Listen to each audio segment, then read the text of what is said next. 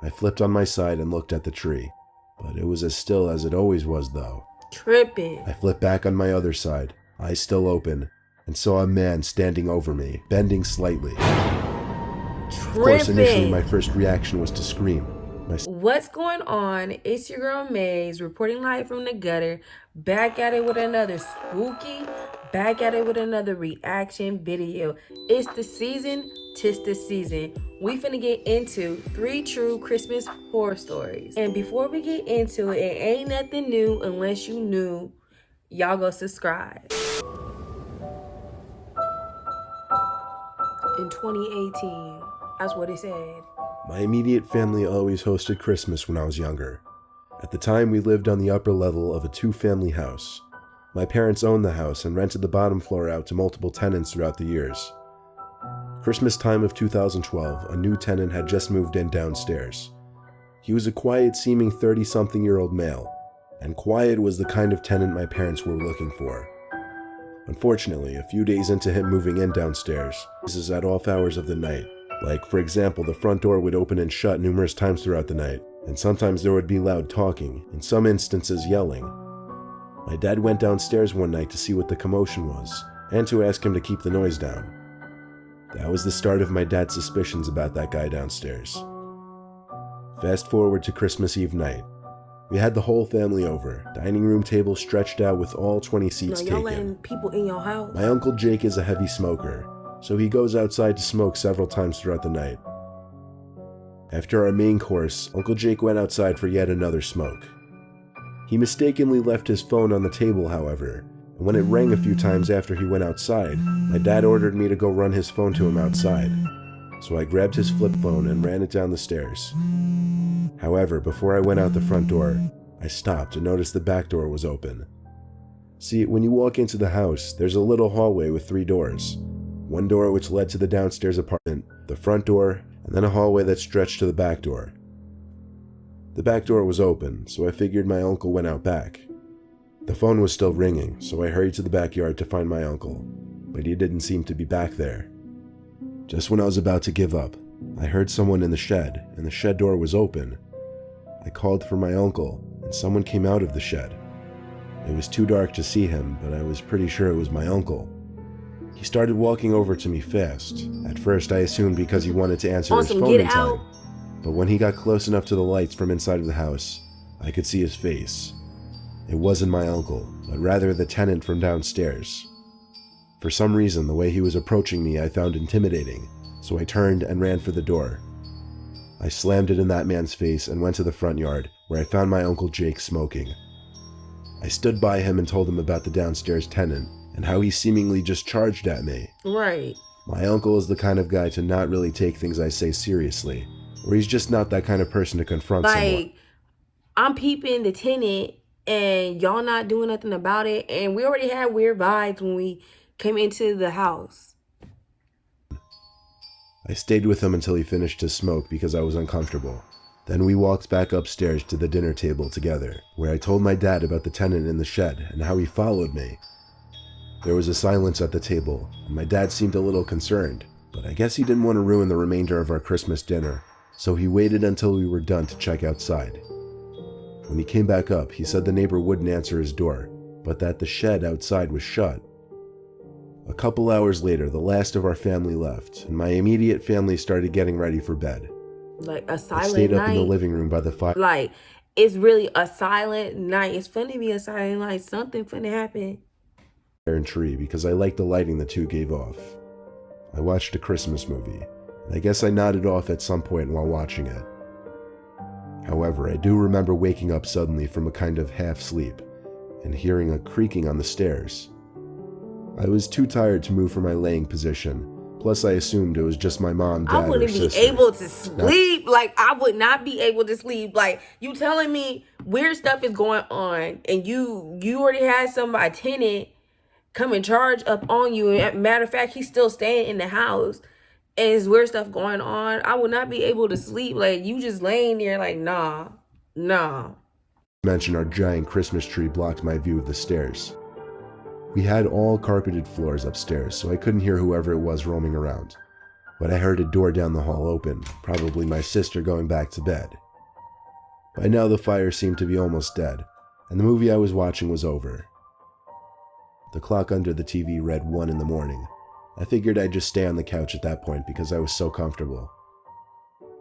A few minutes later, I heard something rustling by the tree. It sounded like an ornament fell off of it. Someone had definitely walked into it. I flipped on my side and looked at the tree, but it was as still as it always was though. Tripping. I flipped back on my other side, eyes still open, and saw a man standing over me, bending slightly. Of course, initially my first reaction was to scream. My second reaction was to analyze the face to see if it was my father, and when I realized it wasn't my father, rather the downstairs tenant, I screamed even louder. The man tried to cover my mouth, but at that point I think he realized it was too late. Everyone heard me. He ran for the stairs just as my dad stormed out of his room. My dad chased after him, but he was already driving down the street. I think when he was standing over me, he was making sure I was asleep before robbing the place or something. Crazy. Fortunately for us, my parents had copies of his ID and other important information, which my parents used to find him and sue him for breaking and entering. Exactly. And we won the case in a landslide. Don't let that take away from the fact that it was still an insanely scary thing to go through. Yeah, that was scary. Like, don't take away. That was scary. It was something. It was Christmas Eve of 2015. I had recently gotten a new job as a psychiatric nurse, but I had to start with the overnight shifts, and that included Christmas Eve night, which was a Thursday. Well, technically it was a Friday by the time I arrived to work. But anyway, most of my shifts are slow and boring, with a lot of sitting around a computer for most of the night, since most of the patients are asleep during the hours that I was there. Occasionally I'd have to check on patients and observe their behavior, or deal with patients who would become restless in the middle of the night. Dealing with so many people with mental disabilities at once was a lot to take in at first, but the Christmas decorations scattered throughout the building brought a little extra cheer to the place. At night, the main lights in the hallways go out and a dim set of lights turn on. These dim lights mixed with the Christmas lights that had been hung up all over the place created a more relaxed, comfortable setting. There was one particular patient who had been creeping me out. Her name was Abatha. She was an old, sickly lady with severe schizophrenia. She oftentimes would mumble to herself incomprehensible. You really gotta be a real, like strong person to work in a hospital like that. Like what he said, yeah, you gotta be a strong person to work in a hospital like that. Things. And sometimes she'd say things out loud that I'd assume were directed at me, but she'd just be talking to herself. It was about 3 in the morning when I went to go check on Abatha, who had been awake the whole night. I came in and asked if she needed anything, and she just looked at me with a horrific smile and laughed. It gave me chills because I felt like I was witnessing something from a scary movie. Right. She looked away from me and started muttering something. I didn't understand most of it, but the words that did pop out to me were, "Check the bathroom." I asked her to repeat herself, but she didn't acknowledge me. Like, huh? She just... What you say? She talking about check the bathroom. Huh? What you say? Abatha? Like, you got something to say? Why you over here being messy for? Like, what you doing? What you talking about? Turned to her side and rested her head on the pillow. I tried to get her to confirm she wanted me to check the bathroom, but she wouldn't answer now. So I checked the bathroom across from her bed in her room, but as I expected, there was nothing out of the ordinary. I left her room and went back to my desk in the hall. Then I looked at the bathroom door across from my desk. My curiosity got the better of me, so I went into the bathroom, but the lights wouldn't turn on. I stood by the doorway listening for a moment, and I heard breathing and then a click sound from one of the stalls. I went to get the door stopper from behind the desk and wedged it under the bathroom door so that the light from the hall would let me see at least a little bit into the bathroom. I got on my knees and checked under the stalls from a distance. No feet could be seen in either of the stalls, though. One stall of the two had its door shut, though. I went up to it and stuck my eye through the crack of the door. It was really dark, but I felt like I could see something at the back of the stall. I got back down on my knees to look under the door, but when I did, I couldn't see what I thought I just saw. I got back up and took one more look through the crack of the door, and there was someone's face right on the other side, peeking through the crack just as I was. I almost fell to the floor in fright, but Man. managed to run to the door and slam it shut. I would have jumped so bad. Like, I see someone looking as I'm looking. We both looking in the crack of the door. Like, we both looking in the crack of the door. Yeah, I would be over here tweaked out. Like, you tweaking and I'm tweaked out, okay? I grabbed the key from the desk and locked the bathroom door. I told another nurse that there was someone in the bathroom, but when we checked together, not only did the lights now work, but the stalls were both open and no one was inside either of them. It was impossible for someone to have left the room. I locked the door. But they had to pass you. That night, before my shift ended, I tried to question Abatha about what was in the bathroom, but she wouldn't answer me. Just as I gave up and walked to the door with my jacket on, I heard her say, "Merry Christmas." I turned and saw her giving me a smile. Only the smile didn't give me a good feeling. There was something unsettling about it. I had to turn and leave. I had to work with Abatha for a few more weeks before she was transferred to another center for hospice care. To this day, I still feel there was a connection between Abatha and whatever I saw in that bathroom. It's literally just one of those stories I just can't even try to understand or rationalize, but it still haunts me. Like, haunts you. Like, Abatha was on something. Like, Abatha had a spirit. Like, I don't know. It was something. Abatha seen spirits. She seen a spirit and she told the spirit to go mess with you. That's what Abatha did. But dang.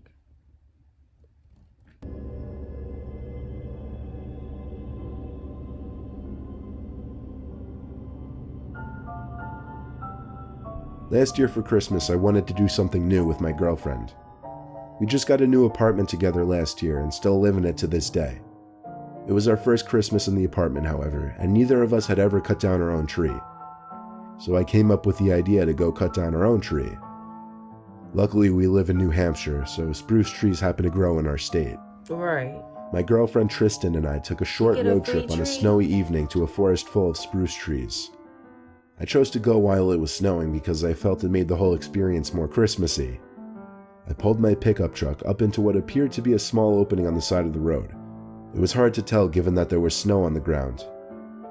I heard gravel crunching under the tires as I pulled off the road. It was a perfect place to leave the truck while Tristan and I went to find a tree. We were in a very hilly part of the state, so we had to do a lot of uphill walking. Unfortunately, my girlfriend was complaining a lot. She didn't seem to find our little field trip to be as fun of an idea as I did. We pressed on uphill through the snow, searching for a small enough spruce tree that could fit in our living room. Most of the trees we were finding were too big. You gonna look for something Eventually, else. we found that perfect one though, just the right size. I gave the tree one good pat and shake before I lifted the axe I was carrying into the air and began chopping away at the trunk. The trunk was relatively skinny, so after a bunch of good hits, the tree toppled over with one good kick. Of course, I wouldn't be carrying it alone, and I'd prefer not to drag it all the way down the hill through the snow, so I asked Tristan to grab the top end while I grabbed the trunk. Then she suddenly complained that she didn't have gloves. There was an extra pair in the car. I didn't realize she didn't bring them though. I threw her the keys and told her to hurry back to the trunk and get the gloves. She ran off back down the hill, and I was left alone standing in the middle of the woods, next to the freshly cut tree. Tristan was taking a while, so I sat down on the trunk of the tree and observed my surroundings. Like, is it dark outside? Like, I'm trying to figure that out. Like, y'all got a tree, but it feel like it's getting dark. Like, it seemed like it's getting dark. Maybe the story is getting darker and darker. That's probably what it is. Pine trees as far as the eyes can see, which wasn't too far anymore considering it was just about dark now. Okay. I turned on the flashlight I brought with me to make it easier for Tristan to find me again. Other than the sound of the wind and tiny snowflakes hitting the ground, it was completely silent. It was actually a little creepy sitting out there all alone. Finally, I heard the sound of boots walking in the snow nearby. I called out in a loud yell Tristan's name and waved my flashlight in that direction. The footsteps stopped, however, and there wasn't a response. I thought she must have been trying to sneak up on me. No, that's so weird. I figured I'd turn the tables on her. I placed the flashlight on the stump, aimed it out into the woods, and did the best I could to quietly go hide behind a tree to wait for her to come out. I knelt down behind a big pine tree and heard the footsteps coming closer. Finally, someone came running into the light of the flashlight, and I mean like full-on charging out. But it wasn't my girlfriend. It was some random guy in a coat with a hood covering his head. He stopped and looked down at the flashlight, grabbed it, then turned it off. And now that it was dark again, I could barely see him. Wow. Based on the way he charged up to the flashlight like that, I couldn't imagine he meant well. I took one big breath before I started sprinting down the hill back to the car. It made so much noise that I knew he had to have heard it, but I didn't want to turn around and look. When I got about halfway down the hill, I started hearing screams. They were the screams of Tristan shouting out my name in what sounded like a panic. Tripping. When I got to the bottom. Like the dude probably was watching y'all, watch everything y'all was doing, and now he got Tristan. But you should have went with Tristan. Like, why would you even let your girl walk to the car down the hill by herself? Like, both of us gonna go down the hill, go get them gloves, and we're gonna come back up the hill. We both gonna take the same trips. That's it. Same trip, that's it. Of the hill, I started to hear the truck's horn honking. I made it to the truck and jumped into the driver's seat. Tristan was sitting in the car waiting. She screamed at me to drive, but I did need to hear it from her to know to do that. As I drove the truck out of that little clearing, we both looked back and saw a man standing where my truck was not even 5 seconds ago, watching us drive away. It was a long drive home, but by the time we got back to our town, we stopped at a Home Depot and picked up a tree there. Never again will we attempt to cut down our own tree. Right. Like, we'll buy a tree. I felt that. Like, we'll buy a tree before we get somebody come and get us. Like, I will buy a tree before I gotta cut a tree. I felt where he was coming from, because that's just like out of nowhere. Y'all thinking y'all safe whole time. Somebody been watching you the whole time. Y'all out far in the woods, don't know who this person and what this person looked like. Just knowing that you seen him, he turned off y'all lights. You in the dark, she screamed. Now you ran back. You had to hop in the car. Now y'all had to leave.